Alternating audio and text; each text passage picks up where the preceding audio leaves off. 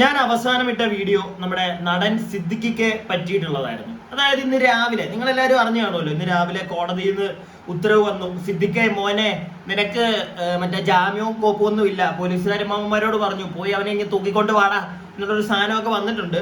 അപ്പൊ ഇതുമായിട്ട് ബന്ധപ്പെട്ട് ഞാൻ ഈ ഒരു വീഡിയോ ചെയ്യുന്നതിന് തൊട്ട് മുമ്പ് സിദ്ദിഖിക്കയുടെ ആ ഒരു വീഡിയോ ആയിരുന്നു ചെയ്തത്. പക്ഷെ അതിനകത്ത് എനിക്കൊരു അബദ്ധം പറ്റിയിടേ. എന്താന്ന് വെച്ച് കഴിഞ്ഞാൽ വേറെ വലിയ അബദ്ധമൊന്നുമല്ല. ആ സമയത്ത് ഞാൻ ഈ ഒരു വാർത്ത അറിഞ്ഞിട്ടില്ലായിരുന്നു. അതായത് ഞാനിപ്പോ പറയാൻ പോകുന്നത്. ഞാൻ അതുകൊണ്ട് തന്നെ ആ ഒരു വീഡിയോയിൽ പറഞ്ഞിട്ടുണ്ടായിരുന്നു, സിദ്ദിഖിക്ക താൻ നമ്മുടെ മുകേഷ് ഏട്ടനെ കണ്ട് പഠിക്കടാ. നമ്മുടെ മുകേഷ് ഏട്ടനെ കണ്ട ജാമ്യമൊക്കെ ഉണ്ട്, പുള്ളിയൊന്നും പോലീസുകാർ പിടിക്കത്തൊന്നുമില്ല, പുള്ളി സൂപ്പർ ഹിറ്റാ എന്നൊക്കെ പറഞ്ഞിങ്ങനെ ഇരുന്ന് വീഡിയോ ഒക്കെ ചെയ്തിട്ട് വീഡിയോ എഡിറ്റ് ചെയ്ത് അപ്ലോഡ് ചെയ്ത് കഴിഞ്ഞ് യൂട്യൂബ് ചുമ്മാ ഒന്ന് നോക്കിയപ്പോഴാണ് ദേ കിടക്കണ് മുകേഷ് ഏട്ടനെയും പൊക്കിയെന്ന് കാണ്. ബലാത്സംഗ കേസിൽ മുകേഷ് MLA അറസ്റ്റ് രേഖപ്പെടുത്തി വിട്ടയച്ചു. പ്രത്യേക അന്വേഷണ സംഘമാണ് അറസ്റ്റ് ചെയ്തത്. 3 മണിക്കൂർ ചോദ്യം ചെയ്യലിന് ശേഷമാണ് മുകേഷിനെ അറസ്റ്റ് ചെയ്തത്. എറണാകുളം ജനറൽ ആശുപത്രിയിൽ വൈദ്യപരിശോധനയ്ക്ക് വിധേയനാക്കി.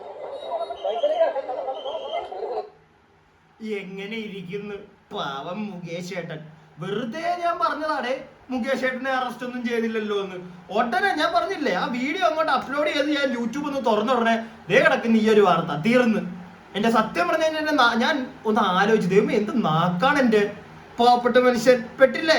അടുത്ത പെട്ടോന്ന് ചോദിച്ചു കഴിഞ്ഞാൽ വലിയ പെടലൊന്നും ഇല്ല കേട്ടാ. MLA ജനപ്രതിനിധി എന്ത് പെടാൻ ഒന്നുമില്ല. അണ്ണൻ നല്ല മുട്ടുപോലെ ഇറങ്ങ്. അണ്ണൻ ഈ ഒരു കുറച്ച് ക്ലിപ്പ് ഞാനിവിടെ കാണിച്ചു തന്നുള്ളൂ. നല്ല ചിരിച്ചോണ്ടൊക്കെ അണ്ണൻ മറ്റേ എന്താണ് ചോദ്യം ചെയ്യലൊക്കെ കഴിഞ്ഞ് ഇറങ്ങി വരുന്നത്. വാർത്താ ചാനലിലൊക്കെ കണ്ടപ്പം ചിരിച്ച് മറ്റേ ഈന്നൊക്കെ പറഞ്ഞ് ഇരിച്ച് എല്ലാവരുടെയും മുഖത്തോട്ട് നോക്കി ചിരിച്ച് ഞാൻ സൂപ്പറാ എന്നൊക്കെ പറഞ്ഞുള്ള ഒരു മൂഡിലാണ് അണ്ണൻ ഇറങ്ങി വരുന്നത്. എന്താണെങ്കിലും അണ്ണനെയും ഇന്ന് അണ്ണനെ ഓൾറെഡി പിന്നെ അണ്ണനെ മറ്റേ കസ്റ്റഡിയിലൊന്നും വെക്കാൻ പറ്റത്തില്ല, ചോദ്യം ചെയ്യൽ മാത്രമേ ഉണ്ടായിരുന്നുള്ളൂ. കാരണം ഓൾറെഡി ജാമ്യത്തിലാണ് അണ്ണൻ. അതുകൊണ്ട് തന്നെ ജസ്റ്റ് ഒന്ന് അറസ്റ്റ് ചെയ്തു. 3 മണിക്കൂർ ഒരു ഇന്ററോഗേഷൻ ചോദ്യം ചെയ്യലൊക്കെ കഴിഞ്ഞു. അണ്ണൻ ടാറ്റ ബൈ ബൈ പറഞ്ഞ് അണ്ണന്റെ BMW കയറി അണ്ണൻ പോയി. അപ്പം ഇതാണ് മുകേഷ് അണ്ണന്റെ കാര്യത്തിൽ ഇത്രേ ഉള്ളൂ കേട്ടോ. മുകേഷ് അണ്ണന്റെ കാര്യത്തിൽ എന്തെങ്കിലുമൊക്കെ അപ്ഡേറ്റ് വരുമെന്നോ അണ്ണനെ പിടിച്ചകത്തിടുമെന്നോ ഒക്കെ നമുക്ക് സ്വപ്നം കാണാം, അറിയത്തില്ല. നീ എന്തെങ്കിലുമൊക്കെ നമ്മൾ ഇന്നിപ്പം സിദ്ദിഖിക്കയുടെ കാര്യമാണെങ്കിലും നമ്മൾ ആരും പ്രതീക്ഷിക്കാത്തൊരു കാര്യമായിരുന്നു. പെട്ടെന്നായിരുന്നു ഇന്ന് രാവിലെ വാർത്താ മാധ്യമങ്ങൾ വഴി നമ്മൾ അറിയുന്നത്. അതായത് അണ്ണനെ മറ്റേ തൂക്കിക്കോ എന്ന് പോലീസുകാരോട് പറഞ്ഞ ഒരു സ്കീമൊക്കെ അപ്രതീക്ഷിതമായിരുന്നു, നമ്മൾ ആരും പ്രതീക്ഷിച്ചില്ല. അതുപോലെ തന്നെ ഞാൻ ആ ഒരു വീഡിയോ ഇട്ടതിന് ശേഷം എന്നോട് കുറച്ച് പേര് ചോദിച്ചു, നീ എന്ത് കണ്ടിട്ടാണ് സിദ്ദിഖിക്ക ഇത്രയും കുറ്റം പറയുന്നത് എന്നുള്ള രീതിയിൽ എനിക്ക് 1-2 മെസ്സേജ് വന്നേ. അപ്പം അതുകൊണ്ടാണ് ഞാൻ കുറച്ച് കാര്യം സിദ്ദിഖിക്കയുടെ ആ ഒരു വിഷയമായിട്ട് ബന്ധപ്പെട്ട് കുറച്ച് കാര്യം കൂടെ ഞാൻ ഈ ഒരു വീഡിയോയിൽ അങ്ങ് ആഡ് ചെയ്തു പോവാം. അതിനായിട്ട് നമ്മുടെ വാദിഭാഗം അഡ്വക്കേറ്റ് പറയുന്ന കുറച്ച് കാര്യങ്ങളുണ്ട്, അത് നിങ്ങളൊന്ന് ഞാൻ കേൾപ്പിക്കാം. അതിനുശേഷം എനിക്ക് വേറെ കുറച്ച് കാര്യങ്ങളും കൂടെ പറയാനുണ്ട്. ആദ്യമേ ഈ ഒരു വാദിഭാഗം വക്കീല് പറയുന്ന വളരെ ഇമ്പോർട്ടന്റ് ആയിട്ടുള്ള കുറച്ച് കാര്യങ്ങളുണ്ട്, ഇതൊന്ന് കേൾക്കുക. പോലീസ് ആക്ട് ചെയ്യേണ്ടതല്ലേ ഈ സാഹചര്യത്തിൽ? കൃത്യമായി പോലീസ് ഈ സാഹചര്യത്തിൽ മാത്രമല്ല, പോലീസ് ഈ കേസ് രജിസ്റ്റർ FIR എടുക്കുന്ന അന്ന് മുതൽ ആക്ട് ചെയ്യേണ്ടതാണ്. പോലീസിന്റെ ഏറ്റവും പ്രധാനപ്പെട്ട ഒരു ജോലി FIR ഇട്ട് കഴിഞ്ഞിട്ടുണ്ടെങ്കിൽ തെളിവുകൾ നശിപ്പിക്കപ്പെടാതെ കളക്ട് ചെയ്യുക എന്നുള്ളതാണ്. ഈ കേസിൽ പരാതിക്കാരി കോടതിയിൽ ഉന്നയിച്ച ഒരു പ്രധാനപ്പെട്ട പരാതി ഈ കേസിന്റെ പ്രധാനപ്പെട്ട ഒരു തെളിവായിട്ടുള്ള ഫേസ്ബുക്ക് അക്കൗണ്ട് ഡീആക്ടിവേറ്റ് ചെയ്യപ്പെട്ടതും അത്തരം തെളിവുകൾ നശിപ്പിക്കപ്പെട്ടതും FIR ഇട്ടതിന് ശേഷമാണ്. അത് കളക്ട് ചെയ്യുന്നതിന് പോലീസിന്റെ ഭാഗത്ത് നിന്ന് ഒരു നടപടിയും ഉണ്ടായില്ല എന്നുള്ളതാണ്. ഈ കാര്യം കോടതിയിൽ പറഞ്ഞിട്ട് ഏതാണ്ട് 2 ആഴ്ച കഴിഞ്ഞു. ഇതുവരെയും ആ ഇലക്ട്രോണിക് എവിഡൻസ് കളക്ട് ചെയ്യുന്നതിനോ അല്ലെങ്കിൽ അറസ്റ്റ് ചെയ്ത് ചോദ്യം ചെയ്യുന്നതിനോ മറ്റെന്തെങ്കിലും തരത്തിലുള്ള നടപടികൾ SITയുടെ ഭാഗത്ത് ഉണ്ടായിട്ടില്ല എന്നുള്ളത് ഈ കേസിനെ പുറത്തു നോക്കുന്ന ആർക്കും, അഭിഭാഷകർക്ക് മാത്രമല്ല വാദിഭാഗത്തിന് മാത്രമല്ല ആർക്കും മനസ്സിലാക്കാവുന്ന ഒരു കാര്യമാണ്. ഇത്ര ഗൗരവമായിട്ടുള്ള ഒരു ഇലക്ട്രോണിക് എവിഡൻസ് അത് നിങ്ങൾക്കറിയാമല്ലോ. ഇപ്പോൾ ഇതിനു മുമ്പ് നടന്ന പ്രധാനപ്പെട്ട കേസുകൾ റിപ്പോർട്ട് ചെയ്ത മാധ്യമപ്രവർത്തകർക്ക് അറിയാം, ഒരു ഇലക്ട്രോണിക് എവിഡൻസും അതിന്റെ സൈബർ ഫോറൻസിക് റിപ്പോർട്ടും ഒരു കേസിൽ എന്തുമാത്രം നിർണായകമാണെന്നുള്ളത്. അതെങ്ങനെയാണ് കളക്ട് ചെയ്യുക? അത് പ്രതി ഉപയോഗിക്കുന്ന ഏതെങ്കിലും ഫോണിലോ ഏതെങ്കിലും ഇലക്ട്രോണിക് ഡിവൈസിൽ നിന്നോ ആയിരിക്കും അത് ഡീആക്ടിവേറ്റ് ചെയ്യുകയോ അല്ലെങ്കിൽ ആക്ടിവേറ്റ് ചെയ്യുകയോ മെസ്സേജ് അയക്കുകയോ ഒക്കെ ചെയ്തിട്ടുണ്ടാവുക. മറ്റ് പലതരത്തിലും ആളുകൾക്ക് മെസ്സേജ് അയച്ചിട്ടുണ്ടെന്നുള്ള വാർത്തകളൊക്കെ നിങ്ങൾ തന്നെയാണ് പുറത്തുവിട്ടത്. എന്തുകൊണ്ടാണ് ഈ നിമിഷം വരെ SIT ഇത്തരം തെളിവുകൾ ശേഖരിക്കുന്നതിന് വൈകിയത്? അതെന്തുകൊണ്ടാണ് ആ ചാൻസ് നഷ്ടപ്പെടുത്തിയത് എന്നുള്ള കാര്യത്തിൽ ഒരു മറുപടിയും പ്രോസിക്യൂഷൻ പറയാനില്ല ഇപ്പോഴും. ഓക്കെ, അപ്പോൾ ഞാൻ ഇതിന് മുമ്പ് ചെയ്ത വീഡിയോയിൽ ഈ സിദ്ദിഖിക്കയുടെ കേസിൽ പരാതി അല്ലെങ്കിൽ എന്താണ് ആ ഒരു പീഡന പരാമർശം നടത്തിയ ആ ഒരു പെൺകുട്ടി ഇന്ന് രാവിലെ മാധ്യമങ്ങളോട് പറയുന്ന ഒരു ചെറിയ ബൈറ്റ് ഞാൻ കാണിച്ചിട്ടുണ്ടായിരുന്നു. അപ്പൊ അതിൽ ആ പെൺകുട്ടിയും പറയുന്നത് SITയുടെ ഈ ഒരു എന്താണ് അന്വേഷണത്തിനോട് അവർക്ക് ഒട്ടും യോജിപ്പില്ല എന്നുള്ളൊരു കാര്യം പറയുന്നുണ്ട്. കാരണം ചില കാര്യങ്ങൾ പ്രത്യേകിച്ച് ഈ ഒരു വക്കീല് പറഞ്ഞ പോലെ ഇങ്ങനെ ഒരു എന്താ ഇലക്ട്രോണിക് ഒരു തെളിവുണ്ട്. അതായത് നമുക്കറിയാം സിദ്ദിഖിക്കയുടെ കേസിൽ ആ ഒരു പെൺകുട്ടിക്ക് സിദ്ദിഖിക്ക ഫേസ്ബുക്കിലെ സിദ്ദിഖിക്കയുടെ ഒരു അക്കൗണ്ട് വഴി മെസ്സേജുകൾ അയച്ചിട്ടുണ്ട് എന്ന് ആ ഒരു പെൺകുട്ടി മാധ്യമങ്ങളോട് പറയുന്നുണ്ടായിരുന്നു. പക്ഷെ ആ ഒരു തെളിവുകളൊന്നും ഇപ്പോൾ SIT കിട്ടിയിട്ടില്ല എന്നാണ് ഈ ഒരു നമ്മുടെ അഭിഭാഷകൻ പറയുന്നത്. അതുപോലെ തന്നെ SIT പറയുന്നത് ഒരുപാട് തെളിവുകൾ കിട്ടിയിട്ടുണ്ട് ഇയാൾക്കെതിരെയായിട്ട്, സിദ്ദിഖിനെതിരായിട്ടെന്ന് പറയുന്നുണ്ട്. പക്ഷെ അതിനകത്ത് ഈ ഒരു ഫേസ്ബുക്ക്, ഈ ഒരു ഇലക്ട്രോണിക് തെളിവിന്റെ കാര്യം എങ്ങും പരാമർശിക്കുന്നത് ഞാൻ കണ്ടില്ല. സത്യം പറഞ്ഞു കഴിഞ്ഞാൽ അതുപോലെ തന്നെ ഇവിടെ പറയുന്നുണ്ട് ഈ വ്യക്തി പുള്ളി അതൊക്കെ ഡിലീറ്റ് ചെയ്ത് കളഞ്ഞു, ഡീആക്ടിവേറ്റ് ചെയ്തു ആ അക്കൗണ്ട് എന്നൊക്കെ പറയുന്നുണ്ട്. അങ്ങനെ എന്തിനാണ് സിദ്ദിഖിക്ക് നിരപരാധിയാണെങ്കിൽ എന്തിനാണ് അങ്ങനെ ആ ഒരു അക്കൗണ്ട് ഡീആക്ടിവേറ്റ് ചെയ്യേണ്ട കാര്യം?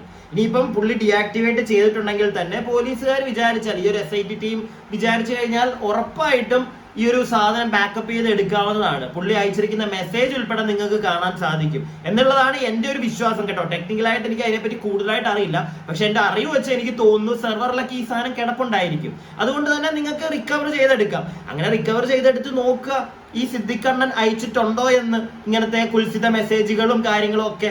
അങ്ങനെയാണെങ്കിൽ തെളിവ് കൂടിക്കൊണ്ടിരിക്കുകയാണ് ആ വ്യക്തിക്കെതിരെ. അതുപോലെ തന്നെ എൻ്റെ ഒരു സംശയം, ഇപ്പം വാർത്താ മാധ്യമങ്ങൾ വഴി തന്നെ ഞാൻ അറിഞ്ഞതാണ്. ഇപ്പൊ ഞാൻ പറഞ്ഞല്ലോ, എന്നോട് 1-2 പേര് ചോദിച്ചു എന്തൊക്കെയാണ് തെളിവുകൾ. ഇതൊരു തെളിവ്. പുള്ളി അയച്ച ചാറ്റുകൾ എന്തിനു പുള്ളി ഡിലീറ്റ് ചെയ്ത് കളഞ്ഞു, ഡീആക്ടിവേറ്റ് ചെയ്തു ആ ഒരു അക്കൗണ്ട്. ഇദ്ദേഹം കള്ളനല്ലെങ്കിൽ, പുള്ളി കള്ളനാണെന്ന് തെളിയിക്കുന്ന ഒരു കാര്യമാണത്. പിന്നെ ഈ ഒരു പീഡനം നടന്ന ഹോട്ടലിൽ ഒരേ റൂമിൽ ഈ സിദ്ദിഖിക്കയും ഈ പെൺകുട്ടിയും ഉണ്ടായിരുന്നു എന്നുള്ളതിന് തെളിവുകളുണ്ട് എന്നാണ് SIT പറയുന്നത്. അതുപോലെ തന്നെ ഈ പെൺകുട്ടി, ഈ സിദ്ദിഖിക്ക ഈ ഒരു സ്ത്രീയെ, ഈ ഒരു പെൺകുട്ടിയെ ഉപദ്രവിച്ചതിന് ശേഷം ആ കുട്ടി ഹോസ്പിറ്റലിൽ പോയിട്ടുണ്ട്, അതിന് തെളിവുകൾ ഉണ്ടെന്ന് പറയുന്നു. ഇത്രയൊക്കെ തെളിവുകൾ പോലെ സിദ്ദിഖിക്കാക്കാനെ പിടിച്ച് അകത്തിടാൻ എൻ്റെ ഒരു അറിവ് വെച്ചിട്ട് എനിക്ക് തോന്നുന്നു ഇത്രയൊക്കെ മതി, കൂടുതലൊന്നും വേണ്ട. ഇത്രയൊക്കെ തെളിവുകൾ ഉള്ളത് കൊണ്ടാണ് ഇന്ന് ഈ ഒരു സിദ്ദിഖിക്കൊക്കെ അറിഞ്ഞു കാണും. സിദ്ദിഖിക്കാക്കയുടെ വക്കീലൊക്കെ ഇന്നലെ ചിലപ്പോൾ പറഞ്ഞു കാണും, രാത്രി ആയപ്പോഴത്തേക്ക്, പാതിരാത്രി ആയപ്പോൾ. ഇല്ലെങ്കിൽ ചിലപ്പോൾ ഈ ഒരു ടീമിലുള്ള SIT-ലുള്ളവരോ ഇല്ലെങ്കിൽ ആരെങ്കിലും ഒക്കെ അറിയിച്ച് കാണുവടേ, മോനെ സിദ്ദിഖ് നിന്റെ ജാമ്യം തള്ളും, നീ മുങ്ങിക്കോന്ന്. അതുകൊണ്ടായിരിക്കും ഇന്നലെ വൈകുന്നേരം വരെ പുള്ളിയുടെ വീട്ടിലുണ്ടായിരുന്നു എന്ന് മാധ്യമ പ്രവർത്തകർ പറയുന്നുണ്ട്. ഇന്ന് രാവിലെ അദ്ദേഹം വീട്ടിലില്ല.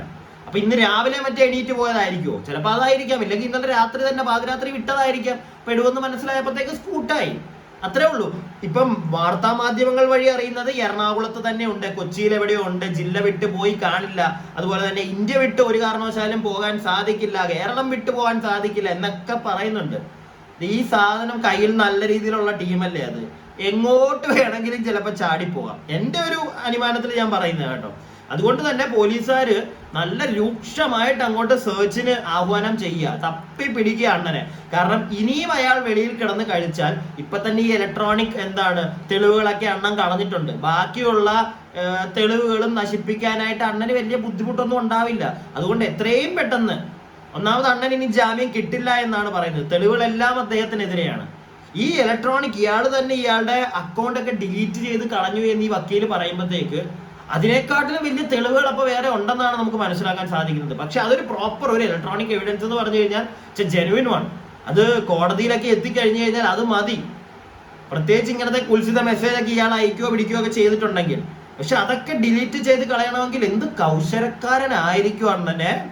ഈ നമ്മൾ പുറത്ത് കാണുന്ന സിദ്ദിഖിനെ ഒന്നും ആയിരിക്കില്ല ചിലപ്പോൾ ഒറിജിനലായിട്ട് ശരിക്കുള്ള അദ്ദേഹത്തെ മനസ്സ് ചിലപ്പം വലിയ മറ്റേ വൻ സാധനങ്ങളുള്ള ടീമൊക്കെ ആയിരിക്കാം.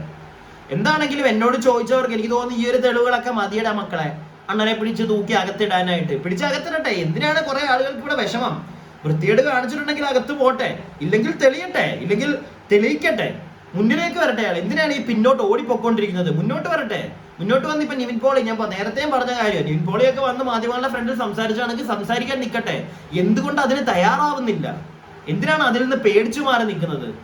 ഇതൊക്കെ സംശയത്തിന് രൂപം കൂട്ടും മക്കളെ, മനസ്സിലായില്ലേ? അണ്ണൻ തന്നെയാണ് ഇതിനകത്തെ കള്ളൻ എന്ന് നമുക്ക് മനസ്സിലാക്കി തരുന്ന ഒരു പരിപാടിയാണ് അണ്ണൻ ചെയ്തുകൊണ്ടിരിക്കുന്നത്.